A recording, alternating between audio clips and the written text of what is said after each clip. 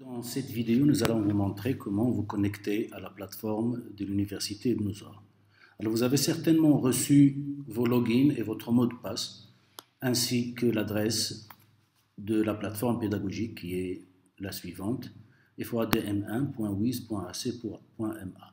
Vous pouvez également vous connecter avec l'adresse tout simplement www.cvm.ac.ma. Alors, une fois que vous êtes sur la page de la plateforme, vous devez donc vous connecter pour accéder à l'espace sécurisé du LMS. Donc, vous entrez votre nom d'utilisateur. Je vais utiliser le nom de login d'un étudiant fictif. Et ensuite, son mot de passe. Voilà. Donc, je clique sur connexion et je suis donc déjà connecté. Alors, comment savoir si on est connecté? On peut déjà voir son nom d'utilisateur en haut à droite. Et lorsque vous aurez mis à jour votre profil, vous pouvez également insérer votre image, votre photo. Alors, donc, vous avez accès à la plateforme. Comme vous pouvez le voir, il n'y a pas encore, si vous n'êtes pas encore inscrit dans un cours, vous ne pouvez pas accéder au cours, mais vous avez par contre les différentes catégories de cours. Ce qui nous intéresse, nous, c'est essentiellement donc la formation e-learning 2014. Mais avant d'accéder aux différents cours de la formation, nous voudrions vous montrer comment mettre à jour votre profil. Autrement dit, comment mettre à jour votre mot de passe et les informations comme l'adresse email, etc. Donc, tout simplement, vous cliquez sur votre nom et vous allez avoir accès à la page de modification. Donc, vous avez tout ce que vous pouvez modifier. Bien sûr, le nom d'utilisateur ne peut pas être modifié. Donc, la ville, le pays, etc. Mais vous pouvez également ajouter d'autres informations comme votre adresse Facebook, ICQ, Skype, etc. Une fois que vous avez terminé, donc vous enregistrez le profil. Vous voyez que c'est ça. Alors ensuite, pour la navigation sur la plateforme, toujours revenir à la page d'accueil, la petite maison, comme dans tous les sites web, pour revenir donc à la page d'accueil. Alors, vous avez ensuite le calendrier qui est à droite. Et sur le calendrier, vous allez voir qu'il y a également un calendrier dans chaque cours et dans lequel vous allez voir ou être tenu informé des différentes activités du cours. Si vous avez un message personnel, vous allez voir apparaître le nom de la personne qui vous l'a envoyé avec une petite enveloppe. Alors, allons déjà dans un cours pour voir un petit peu à quoi ça ressemble.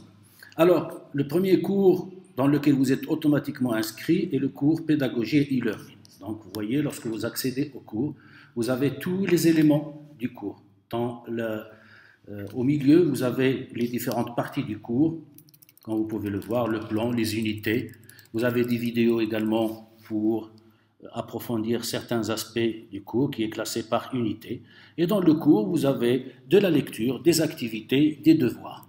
Donc, chaque unité est conçue comme étant indépendante, mais en concomitance complémentaire pour la partie qui suit. Alors, vous avez également participants. Lorsque vous cliquez sur participants, vous allez voir apparaître tous les gens inscrits au cours, donc autrement dit vos camarades entre guillemets de classe. Vous avez également les forums, les devoirs et les chats. Lorsqu'il arrive un devoir, lorsque vous avez fait un devoir, vous pouvez consulter quand est-ce que vous avez déposé vos devoirs, mais également vous pouvez consulter vos notes, modifier votre profil.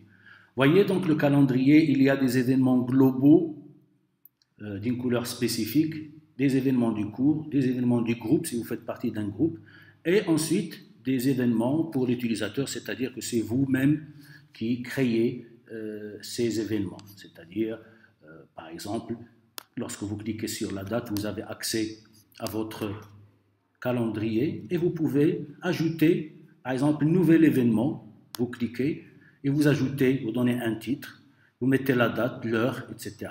Et une fois que vous avez terminé, vous enregistrez et votre activité est enregistré sur le calendrier. Mais bien sûr, comme nous l'avons souligné, le calendrier ne concerne que l'étudiant, c'est-à-dire celui qui est dans le cours. Mais, par contre, l'enseignant peut programmer des activités, d'ailleurs que vous pouvez voir dans les dernières nouvelles ou bien les événements à venir. Et à chaque fois, vous allez recevoir un email chaque fois qu'il y a quelque chose de nouveau. Alors, bien entendu, vous pouvez contacter à n'importe quel moment vos tuteurs ou bien vos camarades en cliquant, par exemple, sur une personne donnée, hein, par exemple sur le tuteur, et vous avez envoyé un message. Il va de soi que vous avez également la possibilité d'avoir un blog vous-même lorsque vous cliquez sur votre profil, hein, profil par exemple, voilà. Et vous avez un blog comme les blogs que vous retrouvez sur Internet. Vous pouvez ajouter des articles, des réflexions, etc. Donc ça, c'est vraiment globalement le premier pas pour accéder à la plateforme, mais dites-vous bien que vous aurez un cours dédié à la plateforme Moodle qui va vous expliquer toutes les démarches, toutes les fonctionnalités de la plateforme. Voilà, merci de votre attention.